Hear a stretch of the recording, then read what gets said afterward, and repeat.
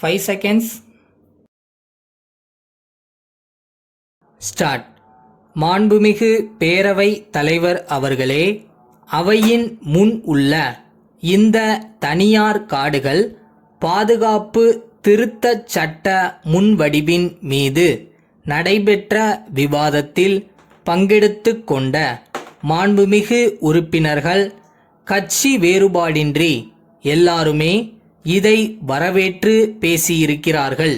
அதற்காக அவர்கள் அனைவருக்கும் அரசாங்கத்தின் சார்பாக முதற்கண் நான் நன்றி தெரிவித்துக் கொள்கிறேன்.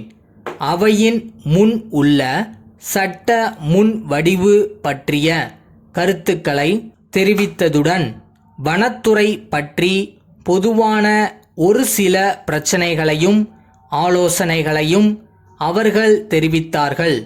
மனித சமுதாயத்தின் நல்வாழ்வுக்கு காடுகள் எப்படியெல்லாம் பயன் கருதாது உபயோகப்படுகின்றன என்று குறிப்பிட்டதுடன் இத்தகைய இயற்கை செல்வம் அழிந்து வருவதை தடுத்து நிறுத்துவதிலும் இதன் பரப்பளவை விரிவுபடுத்துவதிலும் அரசாங்கமும் பொதுமக்களும் தனி கவனம் செலுத்த வேண்டுமென்று வலியுறுத்தி பேசினார்கள்.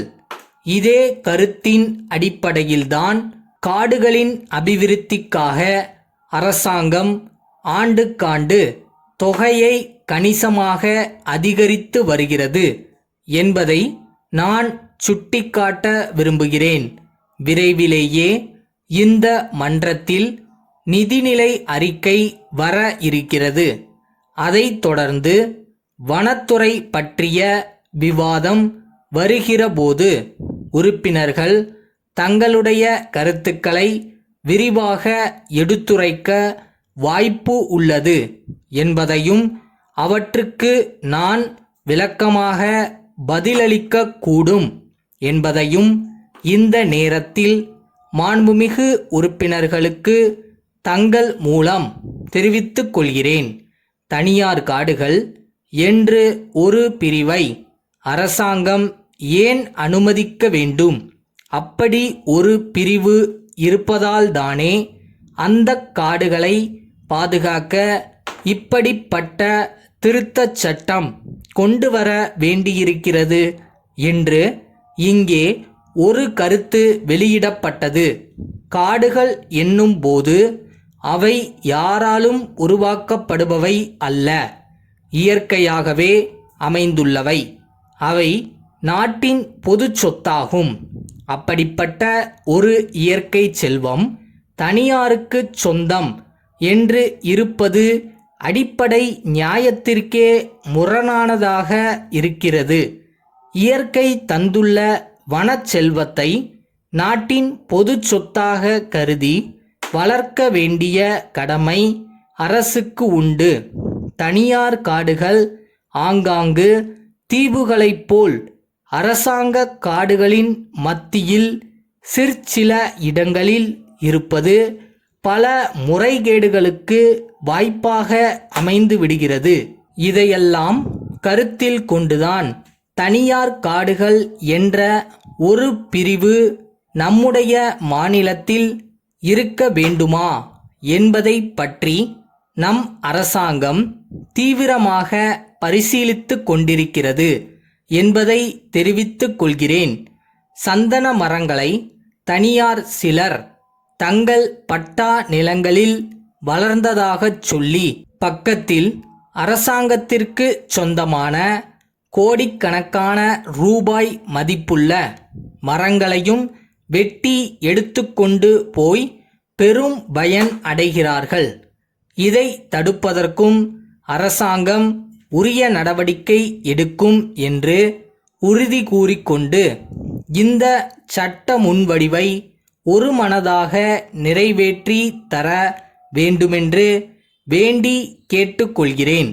கரூரிலுள்ள வாசுகி கைத்தறி நிறுவனத்தின் மேலாளர் மேலூரிலுள்ள வெண்ணிலா வணிக நிலையத்தாருக்கு எழுதும் கடிதம். அன்புடையீர், அண்மையில் வர இருக்கும் தீபாவளி திருநாளையொட்டி தங்களுக்கு தேவைப்படும் கைத்தறி துணி வகைகளுக்கான தேவை பட்டியல் இணைக்கப்பட்ட கடிதம் கிடைக்கப் பெற்றோம். நன்றி. அதில் குறிப்பிட்டுள்ள துணி வகைகள் அனைத்தும் நேற்றைய தினம் லாரி மூலம் தங்களுக்கு அனுப்பப்பட்டுள்ளன.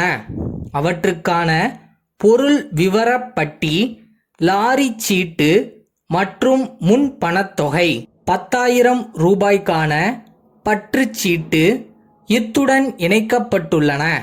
சரக்குகள் நல்ல நிலையில் வந்து சேர்ந்த விவரம் தெரிவிக்கவும். பொருள் விவர பட்டியில் கண்டுள்ள தொகையிலிருந்து முன் பண தொகையை குறைத்து கொண்டு பாக்கி தொகைக்கான காசோலையை விரைவில் அனுப்பி வைக்க வேண்டுகிறோம்.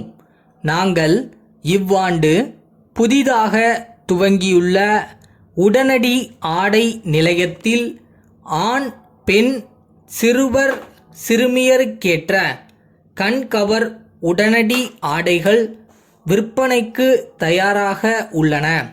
அவற்றின் ஒரு சில மாதிரிகளை தங்களுக்கு மற்ற சரக்குகளுடன் சேர்த்து அனுப்பியுள்ளோம். அவற்றை கண்ணுற்று தங்கள் தேவையை தெரிவித்தால் உடனடியாக அனுப்பி வைக்கக்கூடும். தங்கள் நம்பிக்கையுள்ள